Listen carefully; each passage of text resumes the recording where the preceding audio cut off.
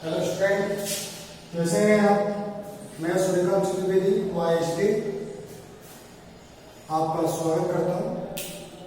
हमारी जो online classes चल रही हैं उनके अंदर ऑनलाइन क्लासेस के अंदर हम लोग जो इस समय जो लेके चल रहे हैं कंपटीशन फाउंडेशन का लेके चल रहे हैं पार्ट, और कंपटीशन फाउंडेशन के पार्ट के अंदर हम जिस टॉपिक के पास में पढ़ेंगे आज महाजनपद काल के बारे में बात करेंगे। महाजनपद काल क्या है, उससे पहले हम थोड़ा सा आपसे बात कर लेते हैं महाजनपद। देखिए, आपको एक चीज मैं बताना चाहूंगा, जब उत्तर वैदिक काल के अंदर ऋग्वैदिक काल के अंतर्गत जब बात होती है तो पहले क्या था, कबीलाई रूप में लोग रहते थे। किस रूप में रहते थे बेटा? कबीलाई के रूप में रहते थे, कबीले के रूप में रहते थे ये लोग। जब ये कबीले के रूप में रहते थे तो उत्तर वैदिक काल तक आकर इन कबीलों ने रूप ले लिया जिसको कहा गया जनपद। क्या कहा गया बालक? जनपद कहा गया। जनपद का शाब्दिक होता है जन यानी कि लोग, पद यानी कि होता है पैर। लोगों के पैर जिन स्थानों पर विचरण करना स्टार्ट कर देते हैं या रहना स्टार्ट कर देता है लोग व्यक्ति, उसको क्या कहा गया? जनपद। आगे चलकर छठी शताब्दी ईसा पूर्व में हम लोगों ने बौद्ध धर्म और जैन धर्म दोनों के बारे में बात की थी, और उस समय जो बात की थी उसके अंदर हमने किसके बारे में बात की है? कुछ जनपदों के बारे में भी बात की है, बात उसके बारे में भी समझाया है आपको। तो यहाँ पर आगे चलकर इनका स्वरूप जनपदों ने क्या ले लिया? अपने एक बड़ा स्वरूप ले लिया। क्या ले लिया? एक बड़ा स्वरूप ले लिया। और जब इन्होंने अपना एक बड़ा स्वरूप ले लिया तो ये क्या कहलाए? महाजनपद कहलाए। क्या कहलाए बताइए? महाजनपद कहलाए। जब इन्होंने अपना एक बड़ा स्वरूप ले लिया तो ये आगे चलकर क्या कहलाएगा? महाजनपद कहलाए। इन महाजनपदों के बारे में अगर बात की जाए, इन महाजनपदों के बारे में अगर बात की जाए तो उस समय के अनुसार अगर देखा जाए तो हमको 16 महाजनपदों की संख्या प्राप्त होती है। कितने जनपदों की संख्या प्राप्त होती है? 16 महाजनपदों की संख्या प्राप्त होती है। अगर उदाहरण के लिए मैं बात करूं तो बौद्ध ग्रंथ की शताब्दी के आसपास में अनेक शक्तिशाली राज्यों का उदय हो, जिनके बारे में हमको जानकारी बौद्ध ग्रंथ अंगुत्तर निकाय से प्राप्त होती है और जैन ग्रंथ भगवती सूत्र से प्राप्त होती है। यानी कि बौद्ध ग्रंथ तो कौन सा है? अंगुत्तर निकाय। जैन ग्रंथ कौन सा है? भगवती सूत्र। ठीक है। और एक चीज ध्यान रखिएगा, अंगुत्तर निकाय और भगवती सूत्र, जैन ग्रंथ भगवती सूत्र और बौद्ध ग्रंथ अंगुत्तर निकाय, इन दोनों के अंदर 16 महाजनपदों के उल्लेख के बारे में हमको जानकारी प्राप्त होती है। कभी कभार कंपटीशन एग्जाम में पूछ लेता है आपसे कि किस बौद्ध ग्रंथ के अंदर 16 महाजनपदों के बारे में जानकारी प्राप्त होती है, तो आपको जो टिक लगाना है, गोला काला करना है, उसी ऑप्शन का गोला काला करना है जिसमें हमको 16 जनपदों के बारे में जानकारी प्राप्त होती है, और वह ऑप्शन होगा आपका बौद्ध ग्रंथ में अंगुत्तर निकाय। जैन ग्रंथ में अगर पूछता है तो कौन सा होगा? भगवती सूत्र। 16 महाजनपदों के बारे में हमको जो जानकारी है वो हमको यहां से प्राप्त, कौन सा? अंगुत्तर निकाय और भगवती सूत्र। अंगुत्तर निकाय किससे हो गया? बौद्ध ग्रंथ से हो गया। और भगवती सूत्र किससे हो गया? जैन ग्रंथ से। इनमें 16 महाजनपदों के बारे में जानकारी प्राप्त। ये 16 महाजनपद, कितने महाजनपद हैं? 16 महाजनपद। इन 16 महाजनपदों के अंतर्गत एक बात मैं बताना चाहूंगा, बज्जी और मल को छोड़कर सबों में ही राजतंत्रात्मक शासन था। एक ये बज्जी है, कौन सा है? बज्जी। और दूसरा है आपका मल। आपके लोगों ने समझाया पहले लिख दी, ऐसे लिख दी, समझाना नहीं पड़ता है। मैं लिखते समय समझाऊंगा, आपको थोड़ा सा प्रॉब्लम होगा, टाइम भी आपका ज्यादा लगेगा, तो इसलिए मैंने पहले लिख दिया था। मल और बज्जी ये दोनों की दोनों क्या है? गणतंत्रात्मक है। कैसे बेटा? गणतंत्रात्मक। यहां पर जो शासन चल रहा है गणतंत्रात्मक शासन चल रहा है, बाकी की 14 के अंदर राजतंत्र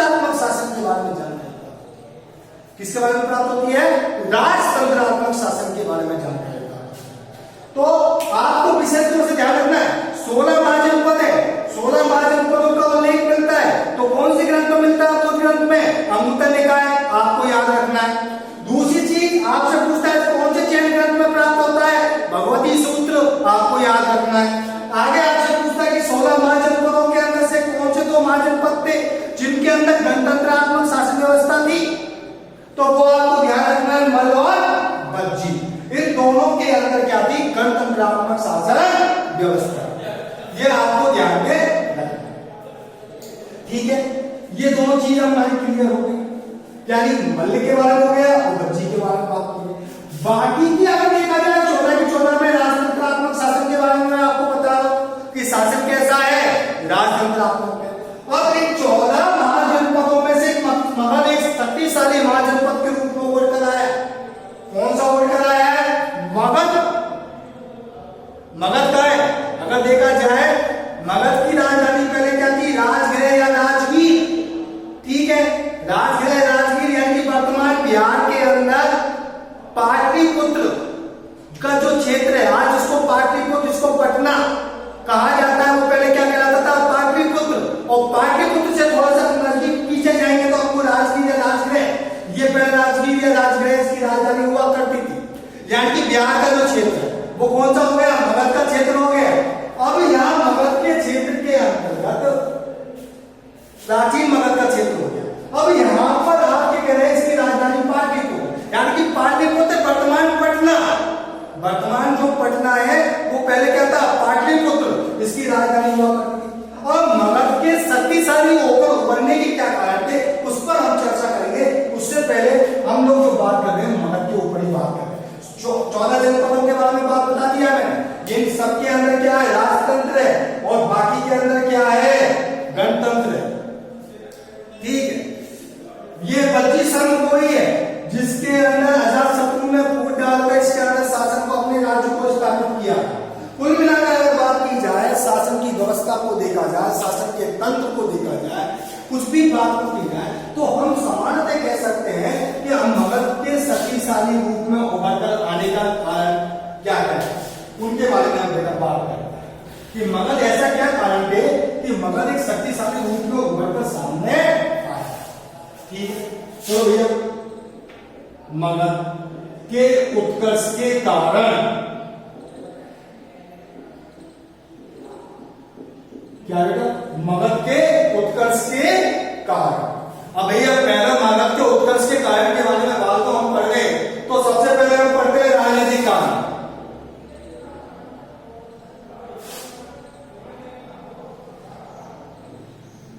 कौन सा हो गया? राजनीतिक कारण। चलो बेटा राजनीतिक कारण। अब राजनीतिक कारण हम जो पढ़ रहे हैं तो सबसे पहला बात है कि वहां के जो शासक थे, राजा थे, वो अच्छे कूटनीतिज्ञ थे। उन्होंने अपने और कूटनीतिज्ञ और योग्य शासक थे। शासक कैसे हैं? कूटनीतिज्ञ हैं, योग्य हैं। अब कूटनीतिज्ञ भी होंगे, योग्य भी होंगे, तो उसका फायदा क्या होगा? एक तो शासन आपका आगे बढ़ेगा, राज्य का विस्तार होगा, और जब राज्य का विस्तार होगा तो फलस्वरूप में आपकी सीमाएं जब बढ़ती हुई चलेंगी, साम्राज्य विस्तार होता हुआ चलेगा, तो वो आपके लिए लाभदायक होगा, क्योंकि योग्य भी है, कूटनीतिक भी है, महत्वाकांक्षी भी है, और अपने आप को आगे बढ़ाना भी चाहते हैं। तो पहला कारण जो निकल के आता है राजनीतिक कारण, यानी कि शासक कैसे हैं? योग्य है। क्या है? योग्य है, कूटनीतिक है और महत्वाकांक्षी है, अपने साम्राज्य का विस्तार भी करना चाहते हैं। तो मगध को उत्कर्ष के अंदर पहला कारण बेटा हमको ये मिल गया। मैं दूसरा है आर्थिक। आर्थिक कारण के अंदर मैं बात करूंगा आपसे, तो आर्थिक कारण के अंदर देखा जाए तो सबसे पहले बेटा मैं बात करना चाहूंगा आर्थिक कारण में। तो पहले तो देखा जाए तो कैसी व्यवस्था। देखिए मगध के अंदर कैसी व्यवस्था बहुत अच्छी होती थी, क्योंकि अधिकांश नदियां जो है वो वर्ष भर बहती हुई रहती थी। और देखिए आदमी खेती कहां करेगा? जहां पानी होगा। अब कृषि के लिए जब भूमि उपजाऊ होगी, उर्वरक भूमि होगी, तो पैदावार ज्यादा होगी। पैदावार ज्यादा होगी तो राज्य को क्या होगा? आय प्राप्त होगी। क्या होगी? आय प्राप्त होगी। और जब राज्य को आय प्राप्त होगी तो राज्य स्वाभाविक रूप से ठीक है, पहली चीज कैसे। दूसरी चीज नदियां, यानी कि नदियां जो है वो व्यापार के कार्य में महत्वपूर्ण का उपयोगिता रहती है, क्योंकि स्थल मार्ग की बजाय जलमार्ग अधिक सस्ता होता है। कैसा होता है? सस्ता होता है। स्थल मार्ग की बजाय जलमार्ग अधिक सस्ता होता है और नदियां इसके लिए उपयोगी थी। तीसरी चीज बात की जाए, मगध के अंतर्गत अधिकांश मात्रा में खनिज संसाधनों का प्राप्त होना। अब देखिए बेटा, खनिज संसाधन आपने देखा अधिकांश जो खाने हैं लोहे की, देखिए सबसे पहले जब लोहा आया तो लोहे से किसका तलवार, अस्त्र, भाले वगैरह सब बनेंगे। तो क्या है, खनिज संसाधन प्राप्त होंगे तो आपकी क्या सेना के पास में एक और शक्ति प्राप्त होगी, और जब उसके अंदर आत्मनिर्भरता बढ़ती रहेगी तो आप साम्राज्य का विस्तार करते रहेंगे। यानी कि बिहार के अंतर्गत अगर बात की जाए, प्राचीनतम बिहार की बात कर रहा हूं, आधुनिक बिहार की बात नहीं कर रहा हूं, ध्यान रखना। तो यहाँ पर क्या है, खनिज के लिए हमको खाने प्राप्त हो गए। अब खाने प्राप्त हो गई तो यहाँ से आसानी से मात्रा में क्या प्राप्त होने लगा, खनिज प्राप्त होने लगा। ठीक। दूसरी चीज जंगल की बात की जाए बेटा, तो जंगल के अंदर बात की जाए तो मगध के जंगलों में हाथी आसानी से प्राप्त हो जाते थे, क्योंकि सेना के महत्वपूर्ण अंग के रूप में क्या हुआ करते थे, हाथी हुआ करते थे। क्या हुआ करते थे? हाथी। ये सेना का क्या हुआ करते थे, महत्वपूर्ण अंग हुआ करते थे। अब जंगलों से जो हाथी प्राप्त हो रहे हैं वो सेना का महत्वपूर्ण अंग हुआ करते हैं, क्योंकि जो शासक है वो किस पे बैठ के जाता था, हाथी पे बैठ के जाता था। ठीक है, तो ये आसानी से प्राप्त हो। तो कुल मिलाकर देखा जाए तो ये महत्वपूर्ण कारण थे जिसके कारण आर्थिक और सामाजिक कारकों में सबसे ज्यादा महत्वपूर्ण मानता हूं, जिसके कारण मगध का उत्कर्ष हुआ। किसका उत्कर्ष हुआ बेटा? मगध का उत्कर्ष हुआ। तो ये महत्वपूर्ण कारण थे जिसके कारण मगध का उत्कर्ष हुआ। अब बेटा मगध के उत्कर्ष के अंदर आज हम थोड़ा सा थोड़ा बहुत पढ़ेंगे, भौगोलिक स्वरूप के बारे में थोड़ा बहुत हम जानकारी प्राप्त करेंगे। तो सबसे पहले मगध के उत्कर्ष के अंदर मैं हर्यक वंश के बारे में आपसे बात करना चाहूंगा। इसके बारे में बात करना चाहूंगा, हर्यक वंश के बारे में। हर्यक वंश,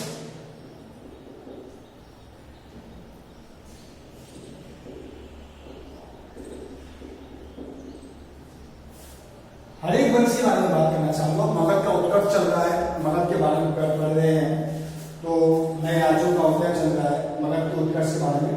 तो हर्यक वंश, तो हर्यक वंश के अंतर्गत सबसे पहले हम बिंबिसार के बारे में बात करेंगे।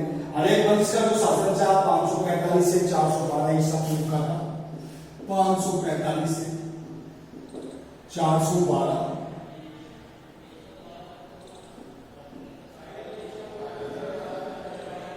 ईसा पूर्व का था मगध का हर्यक वंश। हर्यक वंश के अंदर सबसे पहले हम पढ़ेंगे बिंबिसार के बारे में। किसके बारे में पढ़ेंगे हम? बिंबिसार के बारे में पढ़ेंगे। हर्यक वंश के अंदर सबसे पहले हम किसके बारे में पढ़ रहे हैं? बिंबिसार के बारे में।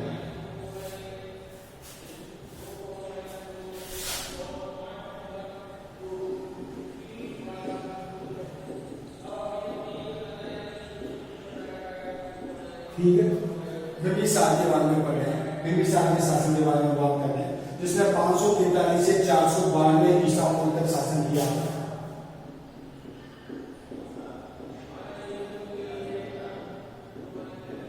543 से 492 ईसा पूर्व तक इसने शासन किया था।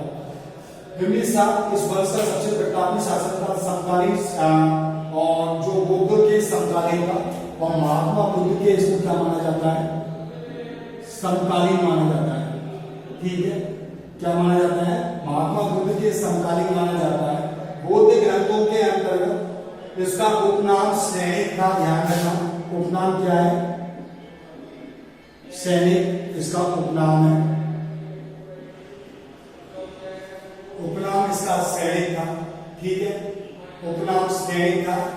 बौद्ध ग्रंथों के अंतर्गत अगर बात की जाए तो इसने अपनी राजधानी गिरिब्रज को अपनी राजधानी बनाया था।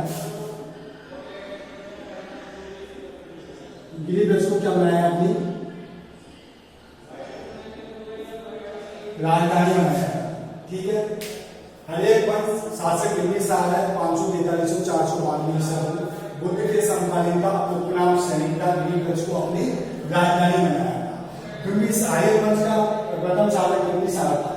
आगे देखिए बिंबिसार ने वैवाहिक संबंधों के माध्यम से अपने राज्य का विस्तार किया। कोसल देश के राजा प्रसेनजीत की बहन के साथ में उन्होंने पहला विवाह किया।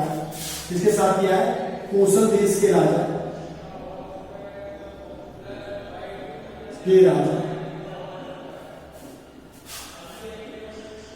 प्रसेनजीत की बहन के साथ विवाह। देखिए वैवाहिक संबंध की नीति को अगर देखा जाए तो बिंबिसार के द्वारा पहले ही लागू कर दिया गया था। कोसल देश के राजा प्रसेनजीत की बहन के साथ में इन्होंने अपना वैवाहिक संबंध स्थापित किया है प्रसेनजीत की बहन के साथ में, और दहेज स्वरूप काशी को प्राप्त किया है। किसको प्राप्त किया है? दहेज स्वरूप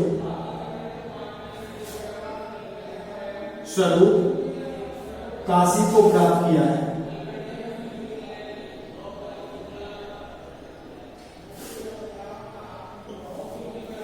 दहेज स्वरूप किसको प्राप्त किया है? काशी को प्राप्त किया है। यहाँ पर हम लोग बात कर रहे हैं मगध के बारे में, बात कर रहे हैं, मगध का उत्कर्ष चल रहा है, ठीक है। तो मगध के उत्कर्ष के अंदर सबसे पहला जो बिंबिसार है उसके बाद जो वैवाहिक संबंध स्थापित किए गए, कोसल देश के राजा प्रसेनजीत के साथ में उसने वैवाहिक संबंध स्थापित किए हैं और दहेज का काशी को उसने प्राप्त किया है। आगे देखिए, इसकी दूसरी पत्नी लिच्छवी प्रमुख चेतक की बहन थी। दूसरी पत्नी लिच्छवी प्रमुख चेतक की बहन। दूसरी पत्नी जो है वो इसकी लिच्छवी प्रमुख चेतक की जो बहन चेलना थी।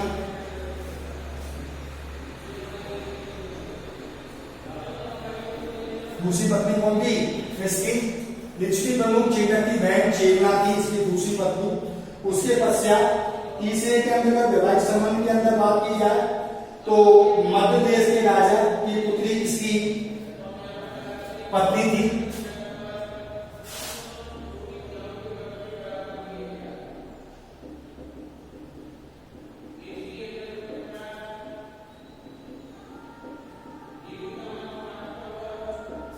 मध्य देश के राजा की पुत्री इसकी क्या थी?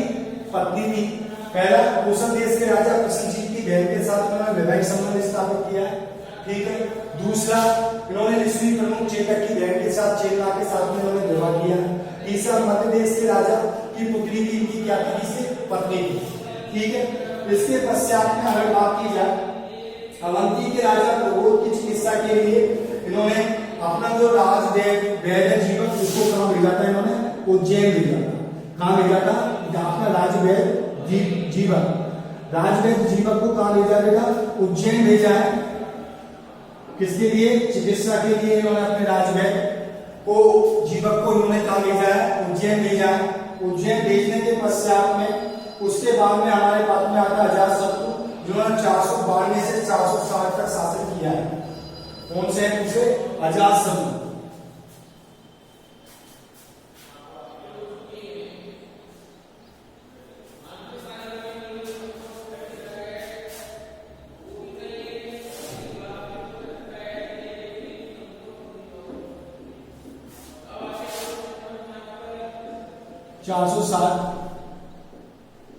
ईसा पूर्व, ठीक है। 460 से 492 से 460 ईसा पूर्व अजातशत्रु, जिनके बारे में हम पढ़ रहे हैं, इन्होंने अपने पिता की हत्या कर इस सिंहासन पर बैठा था। अजातशत्रु अपने पिता की हत्या कर सिंहासन में बैठा था, इसलिए इसे कणिक भी कहा जाता है। क्या कहा जाता है? कणिक भी कहा जाता है। अपने पिता की हत्या कर सिंहासन पर बैठा, जिसके कारण इसको कणिक भी कहा जाता है। इसने साम्राज्यवादी नीति के तहत काशी तथा बज्जी संघ को मगध साम्राज्य के अंदर मिलाया। पहला, इसने अपनी साम्राज्यवादी नीति के तहत काशी और बज्जी संघ को किसमें मिला लिया है? मगध के साम्राज्य के अंतर्गत इसने मिला लिया है। और मगध साम्राज्य के अंदर मिलाने के पश्चात मिलाया इसने अपने ब्राह्मण मंत्री बत्सकार को बच्ची संघ में फूट डालने के लिए भेजा था और अपना जो ब्राह्मण मंत्री था बत्सराज उसको इसने भेजा कि आप बच्ची संघ में जाइए और बच्ची संघ में जाकर क्या डालिए, फूट को डालिए और बच्ची संघ को उसने अपने अंदर मिला लिया था। ठीक है, अजातशत्रु ने युद्ध के अंदर जो महान अस्त्रों का उपयोग किया था, पहला था रथ, पहला जो है वो है पहला जो अस्त्र है रथमूषक और महाशिला कंटक। रथमूषक और महाशिला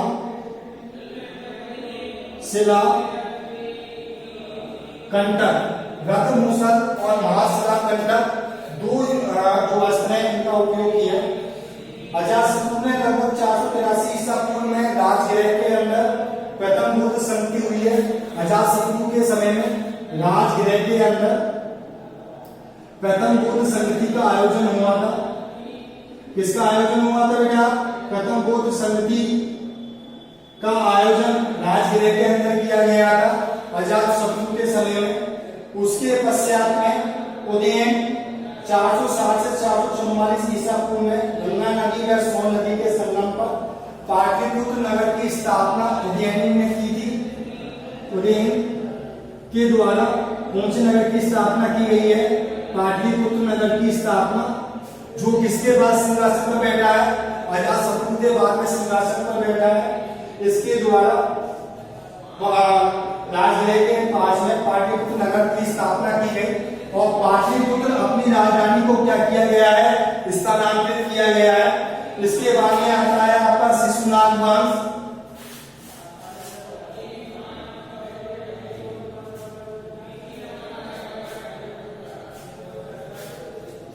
कौन सा आता है? शिशुनाग वंश।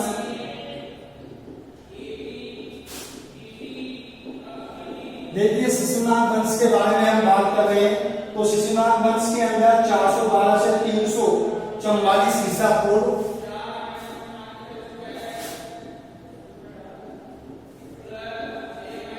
412 से 344 ईसा पूर्व में शिशुनाग वंश ने अवंती और बस्त को जीतकर मगध को अपने साम्राज्य का अंग बना लिया था। अवंती और बस्त दोनों को जीतकर इसने मगध को अपने साम्राज्य का अंग बना लिया और जब मगध को अपने साम्राज्य का अंग बना लिया है उसके पश्चात पाटलिपुत्र के अतिरिक्त वैशाली को अपनी दूसरी राजधानी बनाया और जो पाटलिपुत्र है इसके अतिरिक्त पाटलिपुत्र के अतिरिक्त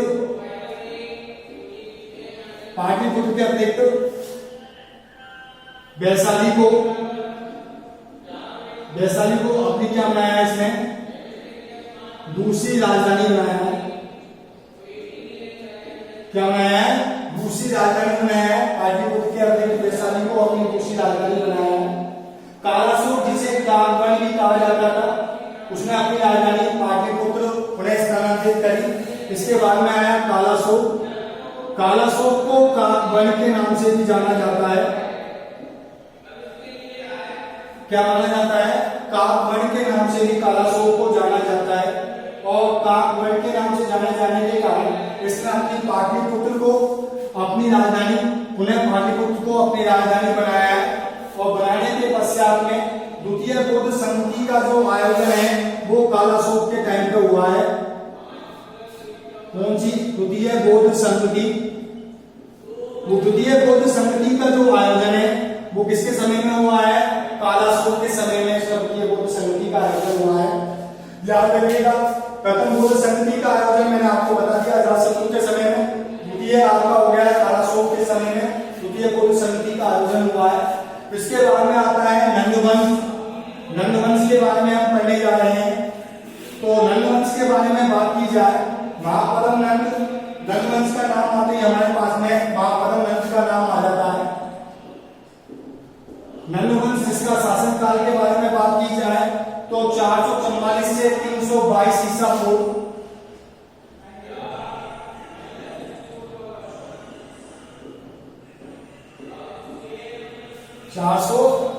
322 से 322 ईसा पूर्व में नंदवंश का शासन रहा है।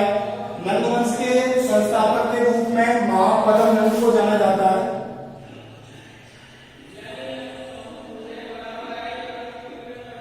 किसको माना जाता है? महापद्म नंद को नंदवंश के संस्थापक के रूप में महापद्म नंद को माना जाता है।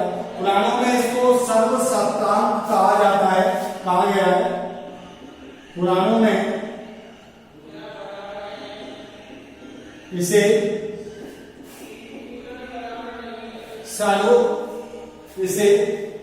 पुराणों में इसे सर्व शत्रांक, पुराणों में इसे क्या कहा गया है? सर्व शत्रांक।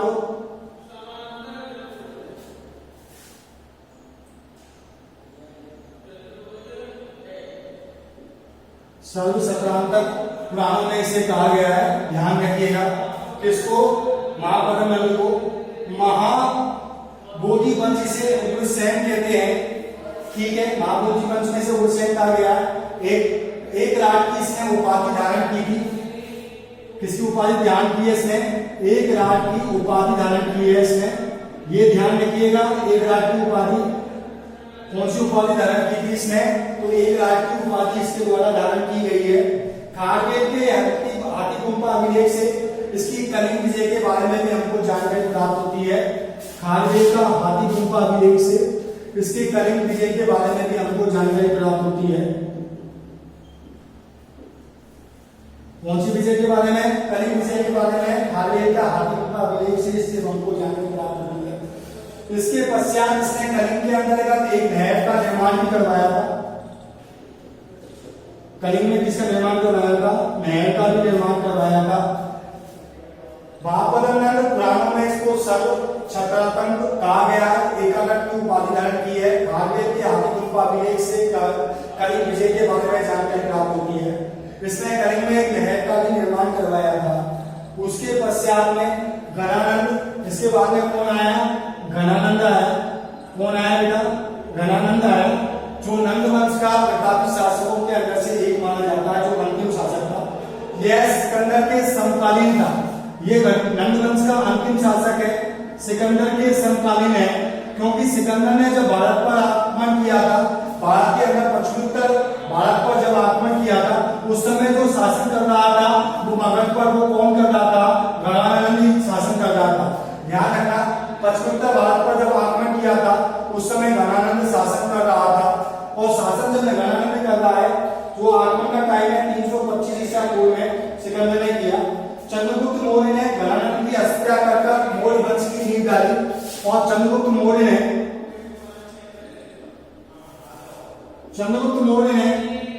घनानंद की हत्या की है। और घनानंद की हत्या कर किसकी नींव डाली है? मौर्य वंश की नींव डाली है। तो बेटा अब हम आगे जो नेक्स्ट टॉपिक जो लेके चलेंगे नेक्स्ट वीडियो में, वो होगा हमारा मौर्य साम्राज्य के बारे में पढ़ेंगे। अंतिम शासक नंदवंश का घनानंद, जो सिकंदर के समकालीन था 325 ईसा पूर्व में। चंद्रगुप्त मौर्य की इसने हत्या की है। चंद्रगुप्त मौर्य ने घनानंद की हत्या की है और हत्या कर किसकी नींव डाल दी है? मौर्य वंश की नींव डाल दी है। तो बेटा आज हमारा मगध का उत्कर्ष प्रारंभ हो गया है और मगध के उत्कर्ष के अंदर मैंने आपको समझा दिया था, ठीक है। तो अब हम जो नेक्स्ट वीडियो में जो बेटा हम टॉपिक लेके चलेंगे वो लेके चलेंगे हम मौर्य साम्राज्य के बारे में। और मौर्य साम्राज्य के बारे में स्टार्टिंग करेंगे किस तरीके से, पुराणों में मौर्यों की उत्पत्ति के बारे में बात करेंगे। आज के लिए बस इतना ही। आप पढ़े थे हिस्ट्री बाय सूर्यकांत सर और आप इसे इसी तरीके से जुड़े रहिए, ठीक है बेटा। आज के लिए बस इतना ही।